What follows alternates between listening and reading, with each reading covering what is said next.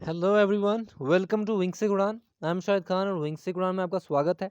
Dear students, जैसे कि आप जानते हैं हम फाइनेंस अकाउंट असिस्टेंट पे एक एमसीक्यू सीरीज चला रहे हैं जिसमें हम इसके जीके पोर्शन को कवर करने की कोशिश कर रहे हैं जो कि 30 मार्क्स का है।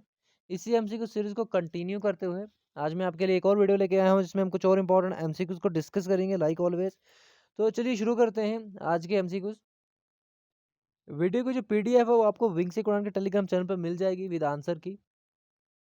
जैसा कि आप जानते हैं हम डिस्कस कर रहे हैं J&K रीऑर्गेनाइजेशन एक्ट एंड इस पे हमने ऑलरेडी 2 वीडियोस डिस्कस कर चुके हैं हम, जिसका हमने part A and part be discuss किया हुआ है एंड ये इसका पार्ट सी रहेगा जो कि इसका लास्ट पार्ट होगा।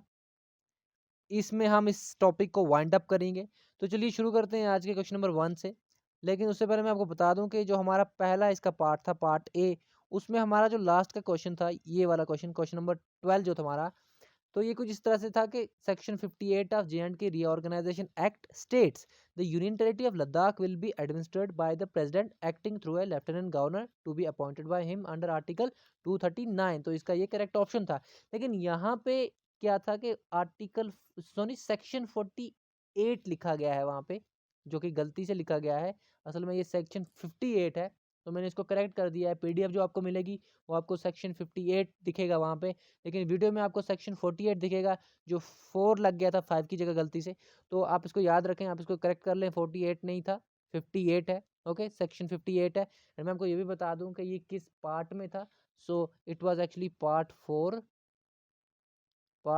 Of J&K reorganisation act section 58। Okay, तो आप इसको ध्यान रखेंगे, ये एक ही पार्ट है, ये एक ही सेक्शन है इस पार्ट का जो कि administration of UT of Ladakh के साथ डील करता है।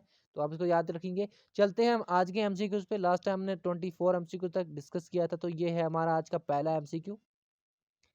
Under section 57 of reorganisation act the state legislative council has been. तो यहाँ पे क्या था कि स्टेट लेजिस्लेटिव काउंसिल भी होती थी जे के स्टेट में। ओके, तो उसको अंडर 57 सेक्शन जो है क्या किया गया है, डिसॉल्व किया गया है, रीनेम किया गया है, चेंज किया गया है या एबॉलिश किया गया है। तो इसका जो करेक्ट ऑप्शन है हमारे पास वो है option number D. Okay, the legislative council of state of Jammu and Kashmir has been abolished. Okay, अब वो स्टेट भी नहीं रहा है एंड लेजिस्लेटिव काउंसिल भी नहीं है, अब एबॉलिश कर दी गई है। एंड सेक्शन कौन सा था, सेक्शन 57। तो आप इसको बिल्कुल याद रखेंगे, बहुत इंपॉर्टेंट है एसएसबी के पॉइंट ऑफ व्यू से। एक तो ये बात, एंड उसके साथ साथ मैं आपको ये भी बता दूं कि अब हमारा जो है UT of Jammu and Kashmir, उसका जो लेजिस्लेचर है वो है unicameral legislature. Unicameral legislature. Okay, unicameral cameral legislature, ये वो लेजिस्लेचर होता है जिसमें सिर्फ एक हाउस ही हो, ओनली वन हाउस। ओके, लेकिन जब ये स्टेट था तब ये क्या था, जब जे एंड के स्टेट था तब इसका लेजिस्लेचर था बाय कैमरल, यानी कि 2 हाउसेस। और वो 2 हाउसेस क्या क्या थे, एक तो थी हमारी लेजिस्लेटिव असेंबली। ओके, एक थी हमारी लेजिस्लेटिव असेंबली और दूसरा हाउस था लेजिस्लेटिव काउंसिल। तो ये 2 हाउसेस थे state of Jammu and Kashmir में, तो इसलिए इसको कहा जाता था बाई कैमरल लेजिस्लेचर। लेकिन अब क्या हो गया है, अब यहाँ पे यूटी बनने के बाद लेजिस्लेटिव काउंसिल जो है उसको एबॉलिश किया गया है एंड अब हमारे पास है ये यूनिकैमरल लेजिस्लेचर। यहाँ पे सिर्फ अब लेजिस्लेटिव असेंबली है, लेजिस्लेटिव काउंसिल नहीं है। ओके, तो आप ये याद रखेंगे। चलते हैं हम अपने नेक्स्ट क्वेश्चन पे। क्वेश्चन नंबर 26 हमारे पास है। Under section 41 the lieutenant governor of Jammu and Kashmir UT in every financial year laid the annual financial statement before the.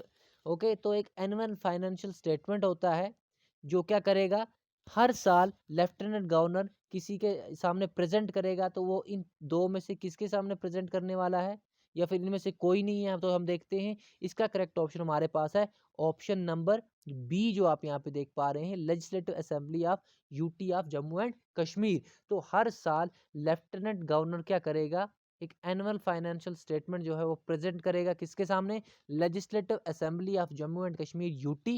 And मैं आपको बता दूं ये किस सेक्शन के अंडर होगा, सेक्शन 41। तो आप ये भी याद रखेंगे। एंड इसके साथ साथ मैं आपको ये भी बता दूं कि एनुअल फाइनेंशियल स्टेटमेंट जो है ये असल में बजट है। ओके, तो इंडियन कॉन्स्टिट्यूशन में भी वर्ड बजट यूज नहीं किया गया है, एनुअल फाइनेंशियल स्टेटमेंट यूज किया गया है।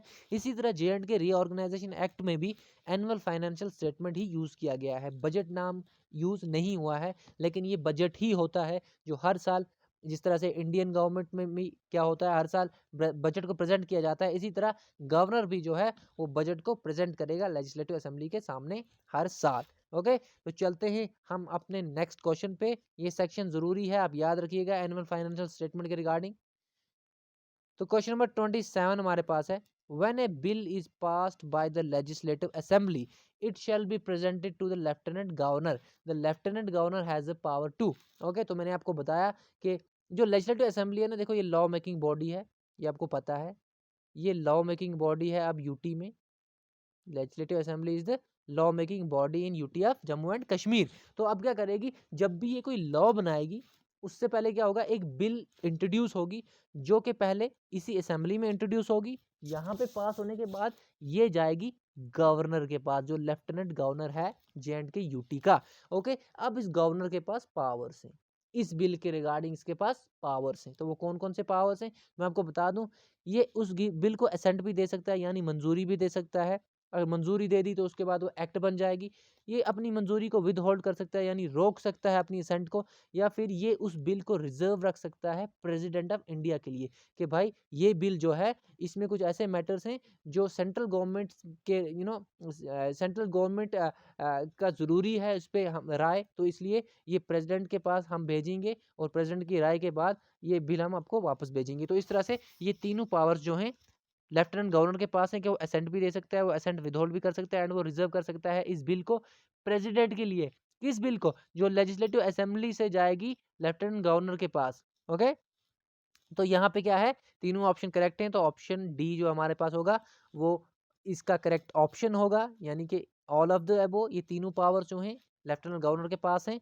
लेकिन इसके बाद में आपको एक और चीज़ यहाँ पे बता दूं कि अगर वो एक और यहाँ पे पावर है लेफ्टिनेंट गवर्नर के पास कि वो बिल को रिटर्न भी कर सकता है, बिल को रिटर्न भी कर सकता है लेजिस्लेटिव असेंबली को। वो किस तरह से, कि ये हमारी लेजिस्लेटिव असेंबली है, इन्होंने एक बिल इंट्रोड्यूस की, पास भी हो गई, लेकिन अब वो जाएगी लेफ्टिनेंट गवर्नर के पास। अब लेफ्टिनेंट गवर्नर क्या करेगा, या तो वो उसको असेंट देगा, या उसको विदहोल्ड करेगा, या उसको वो प्रेसिडेंट के लिए रिजर्व करेगा। लेकिन एक और पावर भी क्या है कि वो उसको रिटर्न भी कर सकता है। रिटर्न किसको करेगा, वो लेजिस्लेटिव असेंबली को, आप ये याद रखें। लेकिन मैं आपको यहाँ पे बता दूं कि अगर वो बिल मनी बिल है, अगर वो बिल मनी बिल है, कौन सी बिल, मनी बिल, तो वो रिटर्न नहीं हो सकती। मनी बिल जो है वो रिटर्न नहीं हो पाएगी। ओके, उसको लेफ्टिनेंट गवर्नर रिटर्न नहीं कर सकता। इस तरह से भी क्वेश्चन पूछा जा सकता है, तो आप ये भी याद रखें। एंड इसके बाद एक और चीज, अगर वो मनी बिल नहीं है और कोई बिल है तो उसको गवर्नर रिटर्न तो करेगा, लेकिन अगर दोबारा अगेन अगर लेजिस्लेटिव असेंबली क्या करती है, उस बिल को पास करती है और फिर लेफ्टिनेंट गवर्नर के पास भेजती है, तो लेफ्टिनेंट गवर्नर अब उसको नहीं कर सकता रिटर्न, अब उसको वो बिल पास करनी पड़ेगी। तो आप ये भी याद रखेंगे। चलते हैं हम अपने नेक्स्ट क्वेश्चन पे। एंड इसके साथ साथ मैं आपको ये भी बता दूं कि ये सारा प्रोसेस जो है ना, ये असेंट जो है ना, बिल्स को असेंट देना, ये किस सेक्शन के अंडर है, तो मैं आपको बता दूं ये सेक्शन इंपॉर्टेंट है, आप याद रखिएगा। तो ये है सेक्शन 38। ओके, 38 सेक्शन के अंडर ये सारे पावर जो हैं LG यानी लेफ्टिनेंट गवर्नर को दिए गए हैं J&K रीऑर्गेनाइजेशन एक्ट में। एंड इसके साथ साथ मैं आपको एक और बात बता दूं कि रिजर्व जब प्रेसिडेंट के लिए बिल करता है लेफ्टिनेंट गवर्नर, तो वो कौन सा सेक्शन है, और ओके सेक्शन आर्टिकल निकल जाता है कभी कभी मेरे मुंह से, लेकिन सेक्शंस यहाँ पे हैं J&K एक्ट में। तो प्रेसिडेंट के लिए जब बिल रिजर्व करता है लेफ्टिनेंट गवर्नर, तो वो कौन सा सेक्शन है, वो है सेक्शन 39। ओके, सेक्शन 39, इस सेक्शन के अंडर क्या करता है, लेफ्टिनेंट गवर्नर रिजर्व करता है बिल प्रेसिडेंट की कंसिडरेशन के लिए, कि एक बार प्रेसिडेंट ऑफ इंडिया भी इस बिल को देख ले। ओके, चलते हैं अपने नेक्स्ट क्वेश्चन पे। हम क्वेश्चन नंबर 28 हमारे पास है, the quorum to constitute a meeting of the legislative assembly is. तो क्योरम क्या होता है, क्योरम असल में होता है कि minimum number of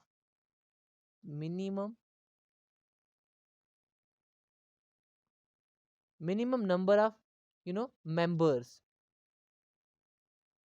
minimum number of members to carry out a business in the assembly. Okay, assembly में कोई मीटिंग करनी है, कोई फैसला लेना है, तो उसके लिए कम से कम कितने मेंबर होने चाहिए, वो होता है उसका क्योरम। ओके, तो वो होता है उसका क्योरम, आप ये याद रखेंगे। तो यहाँ पे करेक्ट ऑप्शन कौन सा होगा हमारे पास कि लेजिस्लेटिव असेंबली में कोई भी मीटिंग कॉन्स्टिट्यूट करने के लिए कम से कम मिनिमम कितने लोग होने चाहिए। तो एक तो हमारे पास है कि 1/10 of total members of legislative assembly. तो लेजिस्लेटिव असेंबली में जितने टोटल मेंबर्स हैं उनका कम से कम 1/10 होना चाहिए। दूसरा हमारे पास है 10 members of the legislative assembly. तो मैं आपको बता दूं ये दोनों प्रोविजंस जो हैं दिए गए हैं स्टेट रीऑर्गेनाइजेशन एक्ट में। तो मैं आपको बता दूं इसका करेक्ट ऑप्शन जो है हमारे पास वो है option number C, both. Okay, तो ये दोनों हैं, ये दोनों जो हैं ये हमारा क्योरम डिफाइन होता है J&K रीऑर्गेनाइजेशन एक्ट में कि या तो 1/10 ऑफ टोटल मेंबर्स होने चाहिए, एक दहाई, या फिर एटलीस्ट 10 मेंबर्स होने चाहिए असेंबली में। ओके, तो तब जाके कोई मीटिंग कॉन्स्टिट्यूट होगी। इसका correct option option number C था। चलते हैं हम अपने नेक्स्ट क्वेश्चन पे। लेकिन यहाँ पे मैं आपको ये भी बता दूं कि यहाँ पे अगर सेक्शन की बात करें तो ये सेक्शन है, सेक्शन मैं आपको बता दूं सेक्शन भी यहाँ पे, तो क्योरम से यहाँ पे डील करता है सेक्शन 25(4), सेक्शन 25 क्लॉज 4। ओके, तो ये ब्रैकेट में ये क्लॉज है, सेक्शन 25 क्लॉज 4। तो ये डील करता है किससे, quorum in the legislative assembly. इसका करेक्ट ऑप्शन ये था। चलते हैं नेक्स्ट क्वेश्चन पे। क्वेश्चन नंबर 28 हमारे पास है statements regarding the speaker of legislative assembly. तो लेजिस्लेटिव असेंबली में एक स्पीकर भी होगा, तो उसके रिगार्डिंग स्टेटमेंट्स हैं हमारे पास। तो स्टेटमेंट्स को इस तरह से हैं, पहले हम स्टेटमेंट पढ़ लेते हैं, उसके बाद ऑप्शन पे जाएंगे। He she shall not vote in the first instance. Okay, तो जो स्पीकर होता है वो पहले इंस्टेंस में वोट नहीं करता है। बिल्कुल सही है, ये करेक्ट है। अब ये पहला इंस्टेंस क्या होता है, तो देखें अगर कोई फैसला लेना है, किसी बिल पे वोटिंग हो रही है, किसी बिल पे वोटिंग हो रही है। ओके, तो यहाँ पे क्या होगा, अगर जो मेंबर्स हैं वो वोट कर रहे हैं तो स्पीकर वहां पे वोट नहीं करेगा, ये आप याद रखें। पहले इंस्टेंस में स्पीकर वोट नहीं करेगा। दूसरा क्या है हमारे पास, यहाँ पे स्टेटमेंट है he she exercise a casting vote. Okay, casting vote exercise करता है स्पीकर। अब इसका क्या मतलब है, मैंने आपको बताया कि पहले इंस्टेंस में ये वोट नहीं करता है। तो क्या होगा कि अगर वोटिंग हो रही है एंड 40:40 हो गया कि 40 लोगों ने किसी डिसीजन के फेवर में वोट दिए एंड किसी 40 ने उसके अगेंस्ट दे दिए, तो अब ये टाई हो गई। एंड जब ये टाई होती है तब स्पीकर देता करता है वोट, उसको कास्टिंग वोट कहते हैं टाई को तोड़ने के लिए। तो ये 41 हो जाएगा, जिसके साइड भी ये वोट करेगा तो इस तरह से बिल पास हो जाएगी। तो ये कास्टिंग वोट होता है, तो ये भी सही है। तीसरा हम देख लेते हैं, he can adjourn the meeting if there is no quorum. अगर क्योरम नहीं है तो मीटिंग जो है असेंबली की उसको ये एडजॉर्न कर सकता है। ओके, तो ये भी सही है। तो तीनों क्या हैं, सही हैं। अब यहाँ पे आप सोच रहे होंगे कि एडजॉर्न क्या होता है, तो मैं आपको बता दूं, तो मैं आपको यहाँ पे बता दूं क्वेश्चन किसी तरह से भी आ सकता है। अगर पूरा आप एक्ट पढ़ें तो ये सारी चीजें, ये सारे वर्ड्स आपको देखने को मिलेंगे। तो मैं आपको बता दूं, एक होता है एडजॉर्न। ओके, एक होता है एडजॉर्न। ओके, दूसरा वर्ड होता है प्रोरोग।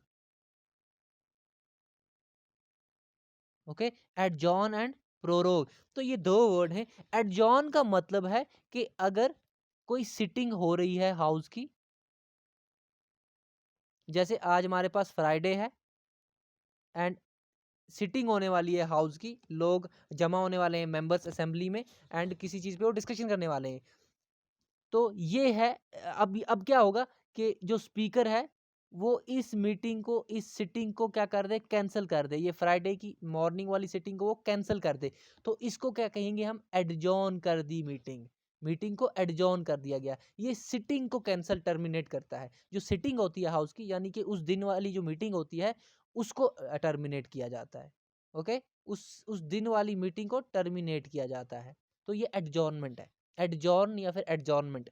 दूसरा हमारे पास होता है प्रोरोग, तो पूरा सेशन ही जब टर्मिनेट कर दिया जाए, ओके, तो उसको कहते हैं प्रोरोग। प्रोरोग कहते हैं जब पूरा सेशन टर्मिनेट कर दिया जाए असेंबली का, लेकिन एडजॉर्न कहते हैं कि सिर्फ सिटिंग को टर्मिनेट किया जाए, उस पर्टिकुलर डे की सिटिंग को टर्मिनेट किया जाए। तो ये दो चीज़ें यहाँ पे, तो यहाँ पे क्या है, जो स्पीकर है वो एडजॉर्न कर सकता है मीटिंग को, यानी उस पर्टिकुलर डे की सिटिंग को वो क्या कर सकता है, कैंसल कर सकता है। ओके, तो ये तीनों करेक्ट है। चलते हैं हम अपने ऑप्शंस पे। ऑप्शन हमारे पास क्या है, only one is correct, only two is correct, both one and two are correct, all are correct. तो इसका करेक्ट ऑप्शन क्या है, इसका करेक्ट ऑप्शन हम फिर से एक बार ऑप्शंस को देख पाते हैं। यहाँ पे क्या है, यहाँ पे आप देख पा रहे होंगे he can not adjourn the meeting, लेकिन speaker can adjourn the meeting. तो यहाँ पे मैंने इसीलिए रखा था कि थोड़ा सा आपको मैं यहाँ पे बता सकूं कि स्पीकर जो है मीटिंग को एडजॉर्न कर सकता है, टर्मिनेट कर सकता है, लेकिन यहाँ पे ऑप्शन में क्या है, ही कैन नॉट, तो ये गलत हो गया। क्या हो गया, गलत हो गया। तो हमारे पास सिर्फ दो सही हैं, बोथ ए एंड उस बोथ वन एंड टू, यानी option number C, only one and two are correct. चलते हैं हम अपने नेक्स्ट क्वेश्चन पे। क्वेश्चन नंबर 29 हमारे पास है, every member of legislative assembly shall make his her oath before the, okay, तो जो लेजिस्लेटिव असेंबली का हर एक मेंबर होगा ना, वो एक ओथ लेता है, लेकिन वो किसके सामने वो ओथ लेता है, वो ओथ उसको कौन दिलवाता है, ये हमें बताना है। क्या वो स्पीकर के सामने लेता है, क्या वो गवर्नर के सामने लेफ्टिनेंट गवर्नर के सामने लेता है, या फिर वो लेजिस्लेटिव लीडर ऑफ असेंबली जो होता है उसके सामने लेता है। तो मैं आपको बता दूं, इसका जो करेक्ट ऑप्शन है ये है हमारे पास ऑप्शन नंबर ए, जो आप यहाँ पे देख पा रहे हैं, लेफ्टिनेंट गवर्नर। तो लेफ्टिनेंट गवर्नर के सामने मेंबर ऑफ लेजिस्लेटिव असेंबली जो हैं सारे मेंबर्स, वो क्या लेते हैं, ओथ।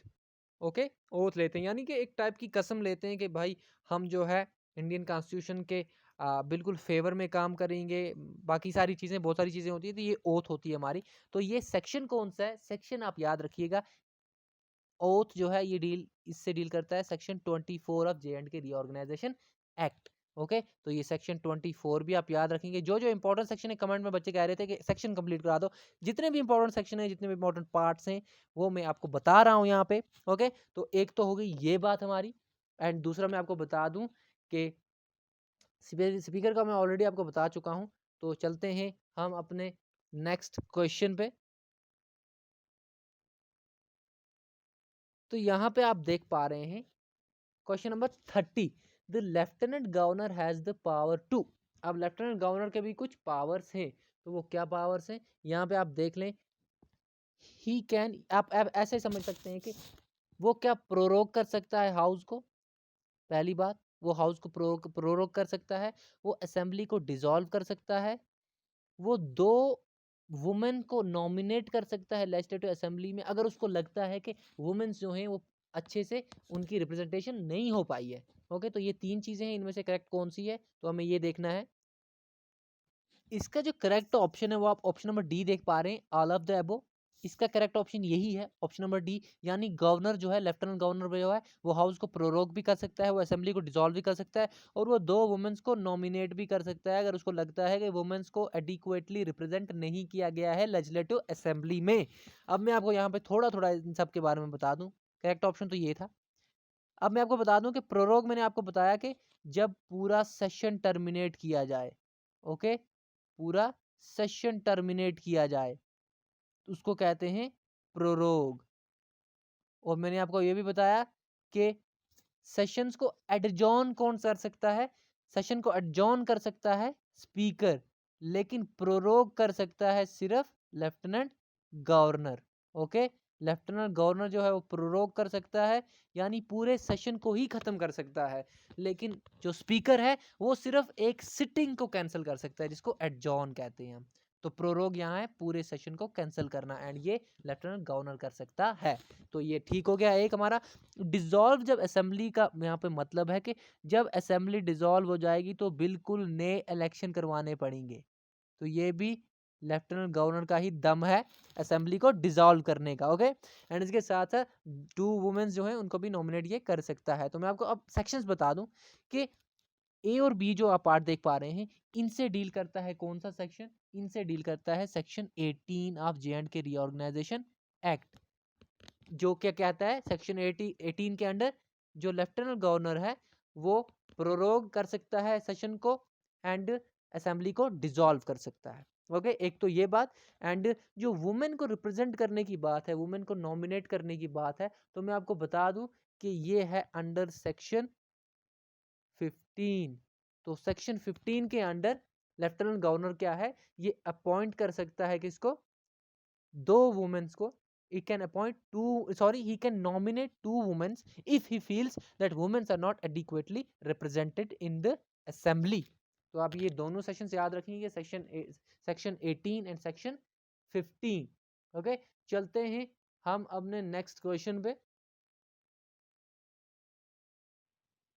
सो क्वेश्चन नंबर 31 हमारे पास है, section 10 of J&K reorganisation act, according to section 10 of J&K reorganisation act, how many seats are allocated to the UT of Jammu and Kashmir in the house of people. तो house of people में UT of Jammu and Kashmir को कितनी seat allocated की गई है section 10 के under. तो मैं आपको बता दूं सबसे पहले कि हाउस ऑफ पीपल जो है हमारा वो है Lok Sabha actually. Okay, house of people Lok Sabha को कहते हैं। आप ये याद रखिए, कंफ्यूज नहीं होना कि हाउस ऑफ पीपल क्या हो गया, यही लोकसभा है। एंड लोकसभा में कितनी सीट्स हैं J&K यूटी को, तो मैं आपको बता दूं इसका जो करेक्ट ऑप्शन है, आप यहाँ पे ऑप्शन नंबर ए देख पा रहे हैं, 5 सीट्स। तो 5 सीट्स जो हैं ये J&K यूटी को एलोकेट की गई हैं। एंड इसके साथ साथ मैं आपको बता दूं कि एक सीट जो है ये लद्दाख यूटी को एलोकेट की गई है लोकसभा में। यानी लोकसभा में लद्दाख से एक मेंबर जाएगा, एक एमपी जाएगा, एंड J&K से 5 एमपी जाएंगे लोकसभा में। ओके, हाउस ऑफ पीपल में। तो ये भी आप याद रखें। चलते हैं हम अपने नेक्स्ट क्वेश्चन में, इसका करेक्ट ऑप्शन ये हो गया। इसके साथ साथ मैं आपको ये भी बता दूं, आप यहाँ पे ऑप्शन नंबर बी देख पा रहे हैं, 4।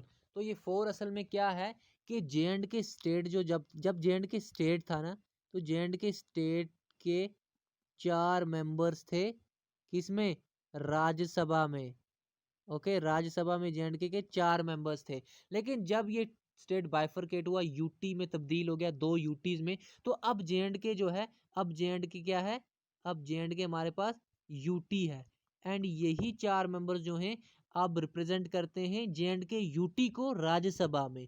और राज्यसभा को काउंसिल ऑफ स्टेट्स भी कभी कहते हैं, सी ऑफ स्टेट्स, यानी काउंसिल ऑफ स्टेट्स। तो आप ये याद रखिएगा, राज्यसभा में J&K यूटी के 4 मेंबर्स, लोकसभा में J&K यूटी के 5 मेंबर्स, एंड लद्दाख में, लद्दाख के कितने मेंबर्स, लोकसभा में 1 मेंबर। ओके, जो यहाँ पे ये मैं आपको बता चुका हूँ ऑलरेडी। इसका correct option by the way ये था। चलते हैं नेक्स्ट क्वेश्चन पे। क्वेश्चन नंबर 32 हमारे पास है, a person to become the member of legislative assembly shall be.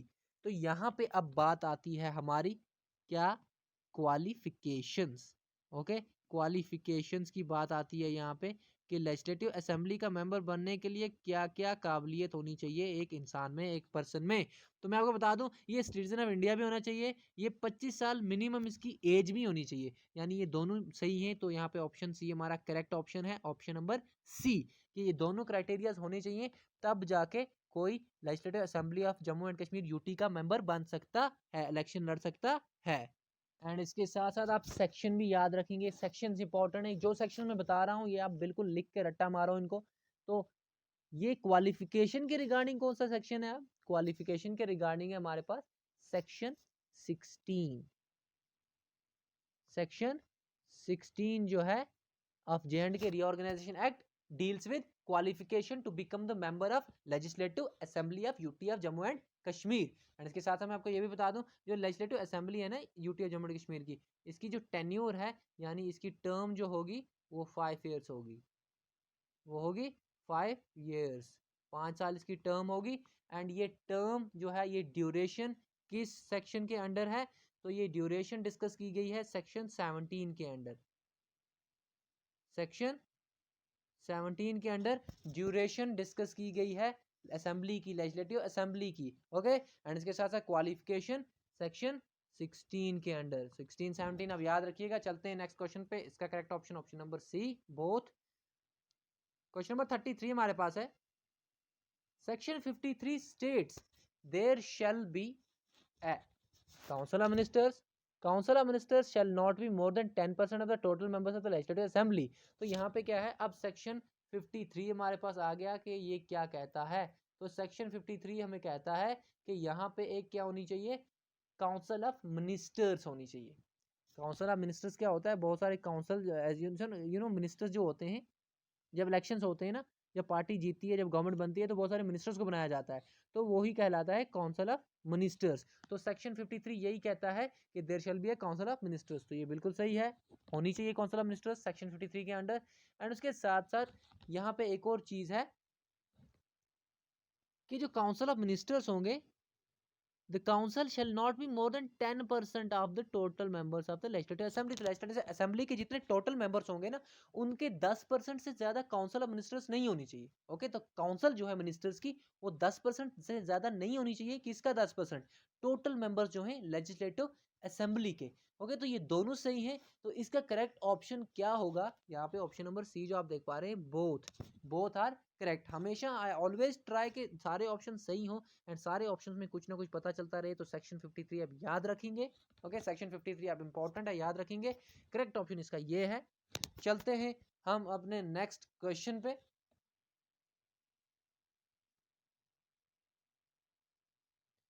तो क्वेश्चन नंबर 34 हमारे पास फिर से स्टेटमेंट्स हैं। Section 67 deals with consolidated fund of J&K। सो पहला हमारे पास स्टेटमेंट है, section 67 deals with consolidated fund of J&K। तो बिल्कुल सेक्शन 67 जो है, ये J&K की कंसोलिडेटेड फंड के से डील करता है। कंसोलिडेटेड फंड में बहुत सारी चीजें आती हैं, रेवेन्यूज आते हैं, ग्रांट्स जो मिलती हैं स्टेट को, लोन्स जो स्टेट लेता है। ओके, तो ये सारे कंसोलिडेटेड फंड में जाते हैं। तो 67 सेक्शन डील करता है, इससे ज़्यादा याद नहीं रखना आपको सिर्फ 67 सेक्शन जो है कंसोलिडेटेड फंड ऑफ इंडिया से, sorry consolidated fund of J&K से डील करता है। Section 68 deals with public accounts of J&K। यहाँ पे ऑफ J&K मिसिंग है, तो आप समझ रहे होंगे J&K के रिलेटेड ही डिस्कशन हो रही है, तो J&K की ही होगा। तो सेक्शन 68 जो है ये पब्लिक अकाउंट्स ऑफ J&K से डील करता है। एंड सेक्शन 69 यहाँ पे क्या बोल रहा है, कॉन्टीजेंसी फंड ऑफ J&K। तो सेक्शन 69 भी जो है ये भी करेक्ट है। ये सेक्शन ये कॉन्टीजेंसी फंड ऑफ J&K से डील करता है। तो तीनों जो है करेक्ट हैं, 67, 68 एंड 69 ईजी है याद रखना। तो इसका करेक्ट ऑप्शन है हमारे पास option number C, all are correct. Okay, ये तीनों जो हैं ये करेक्ट हैं। तो सेक्शन सी जो है, सॉरी ऑप्शन सी जो है ये करेक्ट है। एंड इसके साथ साथ मैं आपको ये भी बता दूं, ये तीनों सेक्शन जो हैं ये एक पार्ट में है, जो है हमारा part 7 of J&K reorganisation act.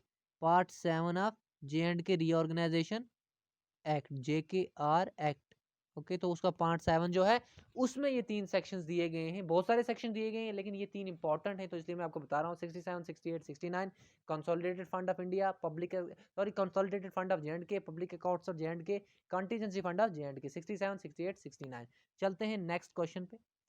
Question number 35 हमारे पास है, under section 32 of JK state reorganisation act, the legislative assembly has the power to make laws with respect to any matter in the state list except। तो question क्या पूछ रहा है हमसे, जो सेक्शन 32 है J&K रीऑर्गेनाइजेशन एक्ट का, उसमें पावर दिया गया है लेजिस्लेटिव असेंबली को कि स्टेट लिस्ट में जितनी भी चीजें हैं आप उन पे लॉज बना सकते हो। स्टेट लिस्ट में जितने भी सब्जेक्ट्स हैं उन पे आप लॉज बना सकते हो। सब्जेक्ट्स यानी एरियाज, उन पे आप लॉज बना सकते हो। लेकिन दो चीजें जो स्टेट लिस्ट में दी नहीं गई हैं उन पे आप लॉज नहीं बना सकते। और वो कौन सी दो चीजें हैं? Police and public order. ये स्टेट लिस्ट में दिया गया है लेकिन इस पे जो J&K यूटी है वो लॉ नहीं बना सकती। तो इस पे करेक्ट ऑप्शन क्या होगा? मैं आपको ऑलरेडी बता चुका हूँ, option number C, both police and public order. यहाँ पे एक्सेप्ट लिखा है ना, फिर से मैं आपको बता दूं कि स्टेट लिस्ट में जितनी भी चीजें हैं उन पे क्या कर सकता है, लॉज बना सकता है legislative assembly of UT of Jammu and Kashmir. लेकिन एक्सेप्ट स्टेट लिस्ट में कौन सी चीजें हैं जिन पे J&K यूटी लॉ नहीं बना सकती, तो वो है public order and police. Okay, तो इसका correct option option number C, आप ये याद रखिएगा। ये सेक्शन बहुत ज्यादा इंपॉर्टेंट है, बहुत ज्यादा इंपॉर्टेंट है। तो चलते हैं हम अपने नेक्स्ट क्वेश्चन पे। क्वेश्चन 36 हमारे पास है, the lieutenant governor has the power to promulgate ordinances during the recess to assembly under section Sorry, there was a typo error. So the lieutenant governor has the power to promulgate ordinances during the recess of assembly under section. तो किस section के under lieutenant governor को ये powers हैं कि वो ordinances पास कर सकता है जब असेंबली रिसेस में होगी? तो सबसे पहले मैं आपको बताता हूँ कि असेंबली रिसेस में होने का मतलब ये है कि असेंबली क्या है, असेंबली का सेशन नहीं है, ओके, सेशन नहीं है असेंबली का। एंड इस टाइम पे क्या कर सकता है, लेफ्टिनेंट गवर्नर ऑर्डिनेंसेस पास कर सकता है। एंड ये भी ऑर्डिनेंसेस जो होती हैं ये भी इक्वलेंट टू एक्ट्स होती हैं जो क्या करती है, असेंबली जिस तरह से लॉज एंड एक्ट्स बनाती है ना, उसी तरह ये ऑर्डिनेंसेस भी पावरफुल होती हैं जो लेफ्टिनेंट गवर्नर प्रोमलगेट करता है, पास करता है। कब? जब असेंबली रिसेस में होती है, यानी सेशन में नहीं होती है असेंबली। ओके, एंड ये कौन सा सेक्शन है हमें ये बताना है। तो ये है सेक्शन, आप ऑप्शन नंबर ए जो है आप देख पा रहे हैं ना, सेक्शन 52। तो सेक्शन 52 के अंडर ही ऑर्डिनेंसेस पास करता है लेफ्टिनेंट गवर्नर, असेंबली के सेशन में ना होने की वजह से। ओके, एक तो हो गई ये बात। एंड इसके साथ साथ मैं आपको ये भी बता दूं कि ये जो ये ऑर्डिनेंसेस जो होती है ना, ये ऑर्डिनेंसेस क्या होता है कि इनको असेंबली जो है, लेजिस्लेटिव असेंबली इनको क्या कर सकती है, डिसअप्रूव कर सकती है। जब लेजिस्लेटिव असेंबली का जब सेशन होगा ना, तब क्या किया जाता है, तब इन इन ऑर्डिनेंसेस को कैंसिल करने के लिए एक रेजोल्यूशन पास किया जाता है। एंड उस रेजोल्यूशन के थ्रू ये ऑर्डिनेंसेस डिसअप्रूव हो जाती हैं। एक तो ये तरीका है। दूसरा तरीका ये है कि जब असेंबली आ गई सेशन में, असेंबली सेशन में आ गई, तो तब क्या होता है, ऑटोमेटिक ये 6 महीने के बाद खुद ही क्या हो जाती हैं, 6 मंथ्स के बाद ये ऑर्डिनेंसेस जो हैं ये खुद ही क्या हो जाती हैं, इनएक्टिव हो जाती हैं, एक्सपायर हो जाती हैं। ओके, 6 महीने के बाद तुरंत जब असेंबली आ गई, असेंबली नहीं थी तो ऑर्डिनेंस पास की थी गवर्नर ने। ओके, अब असेंबली आ गई तो असेंबली के आने से असेंबली के 6 महीने तक ये ऑर्डिनेंसेस तो रहती हैं, लेकिन 6 महीने के बाद ये ऑटोमेटिकली खुद ही एक्सपायर हो जाती हैं, इनएक्टिव हो जाती हैं। या फिर इन 6 महीनों से पहले भी असेंबली क्या करेगी, असेंबली एक रेजोल्यूशन पास करेगी, 6 महीने से पहले ही इन ऑर्डिनेंसेस को खत्म कर देगी। ओके, तो आप ये याद रखें। बाय द वे इसका correct option option number A था, 52 section okay deals with ordinances of lieutenant governor. And इसके साथ साथ मैं आपको ये भी बता दूं कि यहाँ पे जो तीसरा ऑप्शन आप देख पा रहे हैं, सॉरी ऑप्शन नंबर बी, तो ये ऐसा एक्चुअली काउंसिल ऑफ मिनिस्टर्स से डील करता है, काउंसिल ऑफ मिनिस्टर्स। ओके, ये आप याद रखेंगे। एंड चलते हैं हम अपने नेक्स्ट क्वेश्चन पे। तो काउंसिल ऑफ मिनिस्टर्स क्या था कि भाई 10% से ज़्यादा नहीं होना चाहिए, असेंबली की जितनी स्ट्रेंथ है ना उससे ज़्यादा काउंसिल ऑफ मिनिस्टर 10% से ज़्यादा नहीं होने चाहिए। चलते हैं नेक्स्ट। तो क्वेश्चन नंबर 37 हमारे पास है, section 88 of the act states that the members of the cadres of Indian Administrative Service, Indian Foreign Service and Indian Forest Service shall continue to function on the existing cadres. It is in which part of the act? तो हमारे पास एक section है, section 88, कौन किसका, J and K reorganisation act का। J and K reorganisation act जो है इसका सेक्शन 88 जो है वो कहता है कि जो ऑल इंडिया सर्विसेज हैं, यानी कि IAS, IPS एंड IFS, ये तीनों जो सर्विसेज हैं इनके जो मेंबर्स थे उनके कैडर्स जो थे वो कंटिन्यू एग्जिस्ट करेंगे जिस तरह से थे इवन आफ्टर बाइफर्केशन। तो हमें बताना है कि ये सेक्शन किस पार्ट में है। कितने पार्ट हैं, देयर आर 14 पार्ट्स, आपको पता है, मैं आपको बता चुका हूँ। फिर से थोड़ा सा रिवाइज करते हैं, there are 103 sections and there are 5 schedules. ये आप नहीं भूलना, ये बेसिक जानकारी है इस एक्ट के रिगार्डिंग। तो इसमें ये 88 सेक्शन जो है जो कैडर्स की बात करता है, तो हमें बताना है कि किस पार्ट में है ये। तो मैं आपको बता दूं, ये है पार्ट जो आप ऑप्शन नंबर सी देख पा रहे हैं, पार्ट 13। तो ये पार्ट 13 में है, आप ये याद रखें। Okay, it is in part 13, it talks about regarding the cadres of the members of all India services of Jammu and Kashmir. तो एक तो ये आप याद रखेंगे। एंड इसके साथ चलते हैं अपने नेक्स्ट क्वेश्चन में, लेकिन उससे पहले मैं आपको बता दूं ऑप्शन नंबर 5 जो है ये डिलिमिटेशन के रिगार्डिंग है, डिलिमिटेशन। एंड इसके साथ साथ जो पार्ट 8 है हमारा, ये पार्ट 8 किसके रिगार्डिंग है, हमने डिस्कस किया हुआ है, high court of Jammu and Kashmir, high court of J&K and Ladakh. मैंने आपको बताया है कि कॉमन हाई कोर्ट है, एक सेक्शन है जो सेक्शन 75 है, इंपॉर्टेंट है, याद रखेंगे आप। तो चलते हैं अपने नेक्स्ट क्वेश्चन पे। इसका correct option option number C था। क्वेश्चन नंबर 38 हमारे पास है। According to which section the legislative assembly में adopt any one or more languages in J&K UT or Hindi as the official languages or language to be used for the official purposes in the union territory। तो ये क्या कहता है, यहाँ पे हमारे पास ये पूछा गया है कि कौन से सेक्शन के अंडर, कौन सा सेक्शन J&K रीऑर्गेनाइजेशन एक्ट का है जिसमें यह कहा गया है कि लेजिस्लेटिव असेंबली जो है वो किसी लैंग्वेज को भी, जो J&K यूटी में लैंग्वेज है, उसको ऑफिशियल लैंग्वेज में बना सकती है, या वो हिंदी को ऑफिशियल लैंग्वेज बना सकती है, या फिर वो इन लैंग्वेजेस को क्या बना सकती है, ऑफिशियल पर्पसेस के लिए यूज कर सकती है J&K यूटी में। ओके, J&K यूटी में वो या तो किसी लैंग्वेज को ऑफिशियल लैंग्वेज बना सकती है, या हिंदी को ही ऑफिशियल लैंग्वेज बना सकती है, या किसी भी लैंग्वेज को, या लैंग्वेजेस को क्या कर सकती है, इन लैंग्वेजेस को ऑफिशियल पर्पसेस के लिए यूज कर सकती है J&K यूटी में। तो ये सारे प्रोविजंस जो हैं ये किस सेक्शन के अंडर आते हैं हमें ये बताना है। तो मैं आपको बता दूं, इसका जो करेक्ट ऑप्शन हमारे पास है वो है ऑप्शन नंबर 47, यानी sorry option number A, section number 47। तो इस सेक्शन के रिगार्डिंग ये बताया गया है, ये प्रोविजंस सेक्शन 47 के अंडर हैं। ओके, आप ये याद रखेंगे, ये इसका करेक्ट ऑप्शन है। एंड इसके साथ साथ ये जो आप सेक्शन 48 देख पा रहे हैं ना, सेक्शन 48 जो है इसमें यही कहा गया है कि जितने भी एक्ट्स होंगे, बिल्स होंगी, या फिर ऑर्डर्स होंगे, ओके, वो क्या होंगे, वो इंग्लिश में होंगे, वो इंग्लिश लैंग्वेज में होंगे। ये जरूरी है, ये सेक्शन 48 के अंडर बताया गया है इस J&K रीऑर्गेनाइजेशन एक्ट में। तो 47 48 दोनों आप याद रखेंगे। ओके, दोनों लैंग्वेजेस के रिलेटेड हैं, तो आप ये याद रखेंगे। चलते हैं अपने नेक्स्ट क्वेश्चन पे। क्वेश्चन नंबर 39 हमारे पास है, power and privilege are given to the members of legislative assembly under. तो अब क्या है, यहाँ पे लेजिस्लेटिव असेंबलीज के जो मेंबर्स होते हैं उनको कुछ पावर्स एंड प्रिविलेज दी जाती हैं।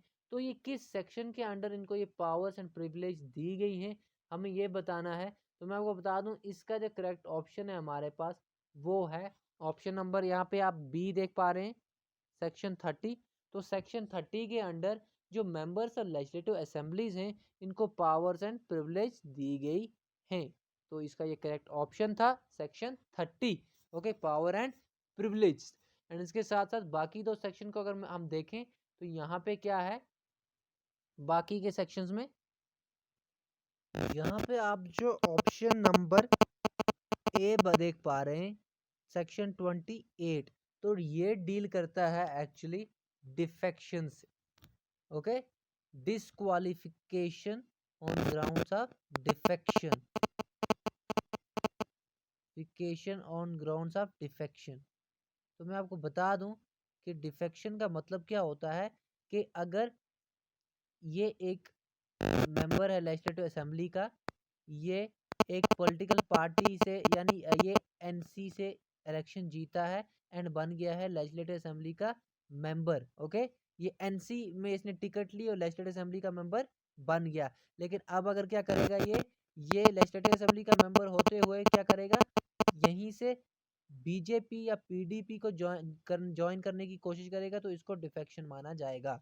ओके, तो पार्टी को चेंज करना from one party to another party, disobeying the core party, यानी ये इस पार्टी से इलेक्शन जीता लेकिन अब ये इसको डिसोबे करके दूसरी पार्टी को ज्वाइन कर रहा है। ओके, तो इसको माना जाएगा डिफेक्शन। एंड जब डिफेक्शन होती है तो ये क्या होगा, ये मेंबर डिसक्वालीफाई हो जाएगा as member of legislative assembly.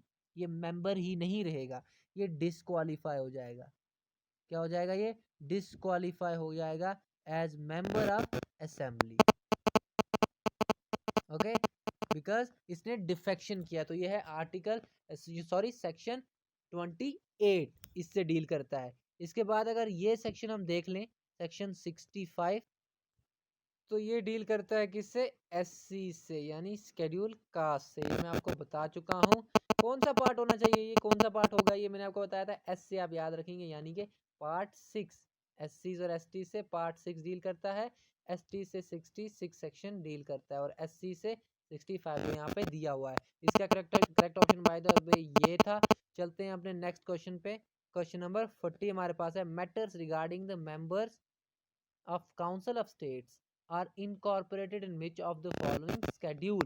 So as I told you people, there are 5 schedules in the State Reorganization Commission, State Reorganization Act. There are 5 schedules. अब हमें बताना है कि कौन सा स्केड्यूल जो है वो डील करता है किससे?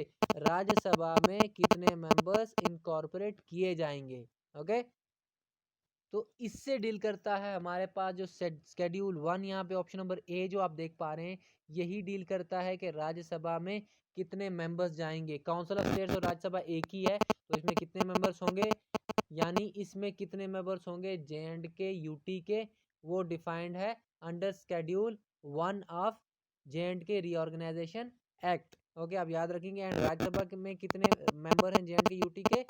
4, as I told you people. Okay, चलते हैं हम अपने नेक्स्ट क्वेश्चन पे, लेकिन उससे पहले मैं आपको बता दूं कि यहाँ पे आप जो स्केड्यूल सेकंड देख रहे हैं, इन सबको डिस्कस करते हैं हम थोड़ा थोड़ा। तो ये है किसके regarding? Parliamentary constituencies. Parliamentary constituency से डील करता है ये, यानी ये डील करता है किससे? लोकसभा से, लोकसभा से। ओके, शेड्यूल 1 इसका करेक्ट ऑप्शन है, एंड ये डील करता है राज्यसभा से। ओके, ये करेक्ट ऑप्शन है क्वेश्चन नंबर 40 का। लेकिन शेड्यूल सेकंड जो है ये लोकसभा से डील करता है। एंड ये मैं आपको बता दूं कि लोकसभा में J&K यूटी के कितने मेंबर्स हैं? 5। एंड लद्दाख के कितने हैं? 1। लद्दाख का 1 मेंबर्स है लोकसभा में, एंड J&K यूटी के 5 मेंबर्स हैं लोकसभा में। अब देखते हैं तीसरे स्केड्यूल को। तो तीसरा स्केड्यूल क्या है? ये असल में करता है लेजिस्लेटिव असेंबली की कॉन्स्टिट्यूएंसीज के साथ डील। लेजिस्लेटिव असेंबलीज की कॉन्स्टिट्यूएंसी के साथ डील करता है। ओके, कितनी सीट्स हैं, कितनी कॉन्स्टिट्यूएंसीज हैं, एंड पे हम डिस्कस करेंगे कि कितनी सीट्स हैं आज। 114 है, 107 है, 111 है, 87 है, कितनी है?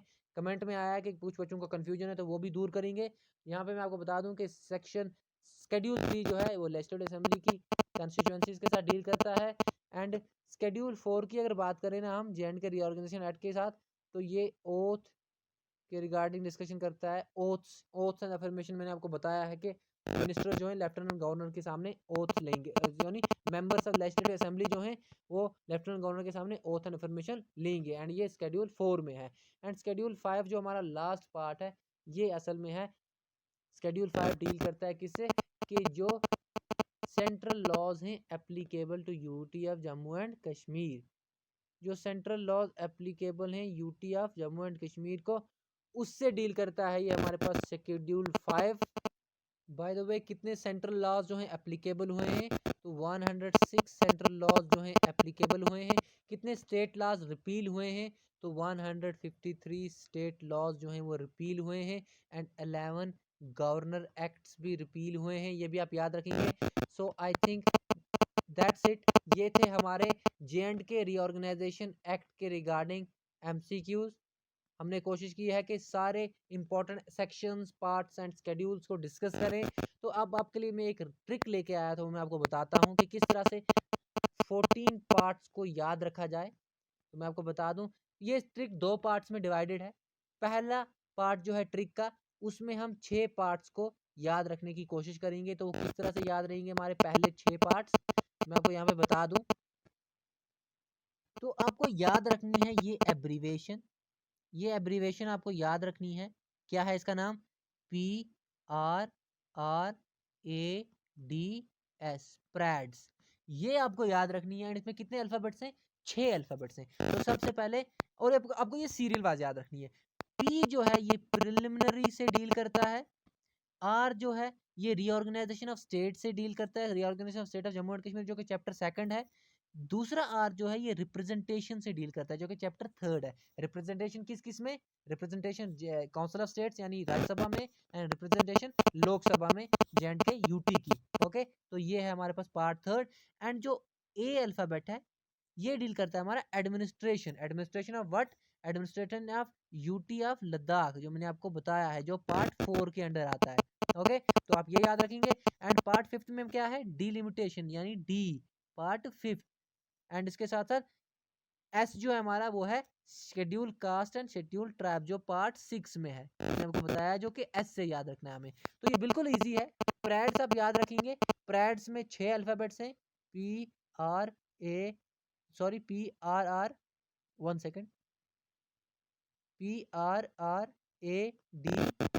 ये 6 अल्फाबेट्स 6 डिफरेंट पार्ट्स जो हैं, 6 डिफरेंट पार्ट्स से डील करते हैं, लेकिन आपको सीरियल वाइज याद रखना है 1 2 3 4 5 एंड 6। ओके, तो ये पहले 6 पार्ट्स हैं जो प्रेड्स से आपको याद रखने पड़ेंगे, PRRADS।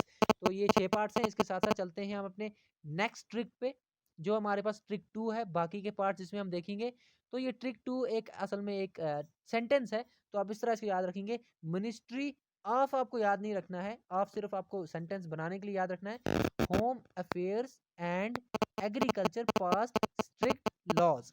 ओके, तो मिनिस्ट्री ऑफ होम अफेयर्स जो है और उसके साथ साथ एग्रीकल्चर जो है, यहाँ पे ये एंड कंसिडर करना, आप एंड को इंक्लूड करना। ओके, सिर्फ ऑफ को इंक्लूड नहीं करना है, बाकी सारे वर्ड्स जो हैं इस सेंटेंस के उनको इंक्लूड करना है। तो ministry of home affairs and agriculture pass strict laws. तो ये इस तरह से कुछ बनेगा।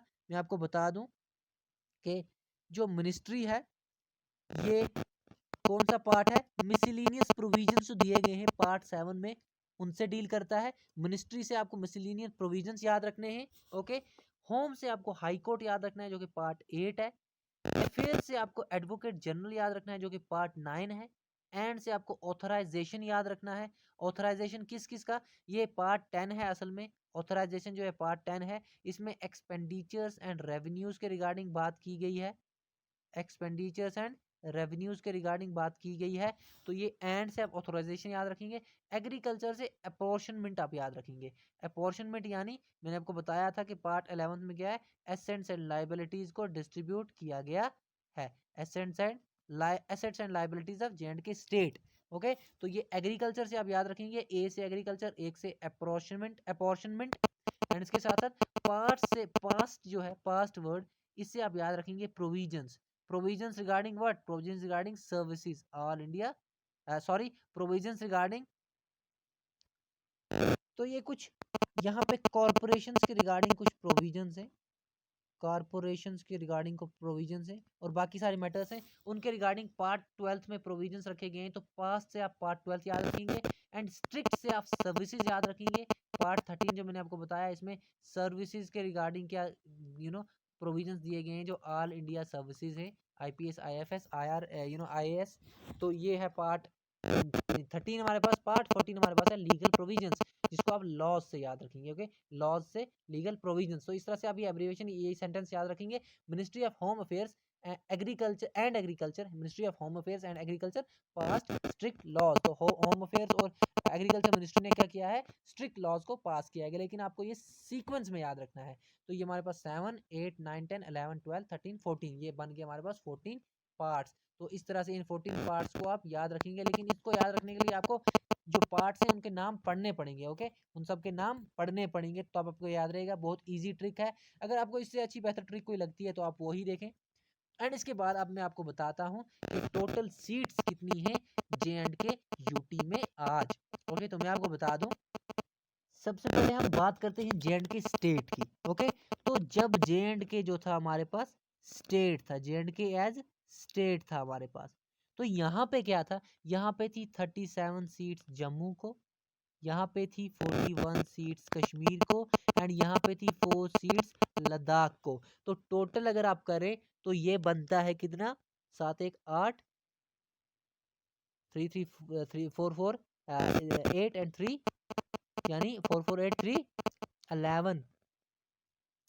सॉरी यहाँ पे 46 सीट थी जे को, तो आप याद रखें 46 सीट जे को थी, 37 सीट जम्मू को थी एंड 4 लद्दाख को थी। तो ये कितना बनता है 7 6 यानी 6 एंड 7 13 एंड 1 कैरी 3 1 4 4 4 8 8 4 12। तो फिर से मैं आपको बताता हूँ, ये कुछ इस तरह से था कि 46 सीट कश्मीर को थी, 37 जम्मू को थी एंड 4 लद्दाख को थी। तो 46 प्लस 4 50, 50 प्लस 37 87। तो 87 सीट्स कहाँ थी? एक्टिव सीट्स थी लेजिस्लेटिव असेंबली में जम्मू एंड कश्मीर स्टेट में। एंड अगर 87 को आप प्लस कर दें 24 जो कि वैकेंट सीट्स थी, 7 प्लस 4 11, एक आया कैरी 8 8 8 प्लस 2 10, 10 प्लस 1 11। तो 111 सीट्स थी टोटल। इनमें से 24 जो थी वो थी पीओके में जो वैकेंट है एंड 87 सीट्स जो थी वो एक्टिव थी state of Jammu and Kashmir में। ओके, तो टोटल यहाँ पे कितनी सीट्स थी? 111 एंड आउट ऑफ 111 87 एक्टिव थी एंड जो हमारे पास 24 थी वो वैकेंट थी। ये तो हो गया स्टेट जब था। अब जब जे एंड के यूटी बन गया तो यहाँ पे क्या हो गया? यहाँ पे सबसे पहले बात ये हुई कि 87 सीट्स जो एक्टिव थी इनमें से आप माइनस करो 4, क्योंकि लद्दाख की 4 सीट्स तो निकल गई ना, अब बच गई 83 सीट्स। ओके, अब इन 83 सीट्स को क्या हुआ है कि इन्होंने क्या किया, इन्होंने एक सीट दे दी एक सीट दे दी कश्मीर को और एंड 6 सीट्स दे दी जम्मू को। तो टोटल 6 प्लस 1, एक कश्मीर को 6 जम्मू को, यानी 7 सीट्स। 7 प्लस 83 कितना हो गया? 83 जो पहले थी जेड की यूटी की, उसको 7 और ऐड हो गई अब डिलिमिटेशन कमीशन के बाद, तो बन गई है 90 सीट्स। कितनी बन गई है? 90 सीट्स। एंड इसके साथ साथ मैं आपको ये भी बता दूं कि 24 जो हैं, 24 क्या हैं? 24 वैकेंट हैं। ओके, 24 वैकेंट हैं एंड अगर इन 90 को 24 हम ऐड करें तो कितना हो गया? ये बन गया 114। ओके, 114। तो इस तरह से हैं 114 टोटल सीट्स एंड उनमें से 90 अब एक्टिव हो गई डिलिमिटेशन कमीशन के बाद एंड 24 अभी भी वैकेंट हैं। ओके, आप ये याद रखें। एंड तो ये आप याद रखेंगे, there are 114 seats out of which 24 are still vacant and 90 are active after delimitation commission। इससे पहले 83 ही थी। ओके, क्योंकि लद्दाख की 4 सीट को तो आप निकाल दो, बाकी बची 37 जम्मू की, 46 किसकी? कश्मीर की। टोटल कितना बनता है ये? 6 7 13, 30 का 3 1 आया कैरी 3 1 4 4 प्लस 4 8, 83 सीट्स टोटल बनती थी। अब इन्होंने क्या किया? 17 37 को प्लस कर दी 6 सीट जम्मू की बन गई 43 सीट्स एंड कश्मीर को एक सीट और ऐड कर दी इन्होंने, तो कश्मीर की बन गई 47 सीट्स। तो ये बन गया 7 3 10, 10 का 0 1 आया carry 4 1 4 4 1 5 and 4 9 90 seats. Okay, plus अगर 24 करो जो वैकेंट है तो बनती है 114 सीट्स। तो ये है total number of seats and out of which active are 90। so thank you so much for watching Wings से उड़ान। आप शायद टाइम देख पा रहे होंगे, इस टाइम पे 1:30 बज गया है रात का। Okay, 1:37 AM, but still I am recording this video for you people. So I hope के आप कमेंट करेंगे इस पे and will see you people in next lecture. Till then goodbye and take care. And आप मुझे बताएं कि किस लेक्चर पे किस टॉपिक पे हम एमसीक्यूज को डिस्कस करें, नेक्स्ट कौन सा टॉपिक रहे। तो thank you so much for watching wing से उड़ान।